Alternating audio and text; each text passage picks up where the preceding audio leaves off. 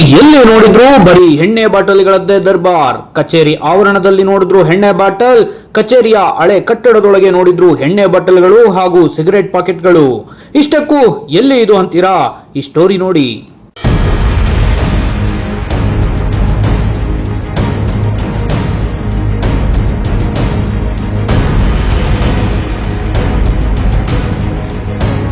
S, Chikkaballapur ಜಿಲ್ಲೆ ಶಿಡ್ಲಘಟ್ಟ ತಾಲೂಕಿನ Dibburahalli police ಠಾಣೆಯ ಕರ್ಮಕಾಂಡ ಇದು. ಈ ಪೊಲೀಸ್ ಠಾಣೆಯ ಆವರಣದಲ್ಲಿ ಎಲ್ಲಿ ನೋಡಿದ್ರು ಬರೀ ಎಣ್ಣೆ ಬಾಟಲಿಗಳದ್ದೇ ದರ್ಬಾರ್. ಕೇವಲ ಠಾಣೆಯ ಆವರಣ ಮಾತ್ರವಲ್ಲ, ಪೊಲೀಸ್ ಠಾಣೆಯ ಹಳೆಯ ಕಟ್ಟಡದಲ್ಲಿಯೂ ಸಹ ಎಣ್ಣೆ ಬಾಟಲ್ಗಳು ಹಾಗೂ ಸಿಗರೆಟ್ ಪ್ಯಾಕೆಟ್ಗಳದ್ದೇ ದರ್ಬಾರ್ ಆಗಿ ಹೋಗಿದೆ.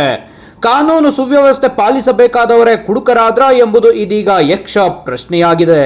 ಒಂದು ವೇಳೆ ಪೊಲೀಸರು ಅಲ್ಲಿ ಎಣ್ಣೆ ಬಾಟಲಿಗಳನ್ನ ಬೀಸಾಡಿಲ್ಲ ಅನ್ನೋದಾದ್ರೆ, ಪೊಲೀಸ್ ಠಾಣೆ ಆವರಣದೊಳಗೆ ಮದ್ಯದ ಬಾಟಲ್ಗಳನ್ನ ಬೀಸಾಡಿದವರು ಯಾರು ಎಂಬುದು ಸಹ ತನಿಖೆಯಾಗಬೇಕಿದೆ.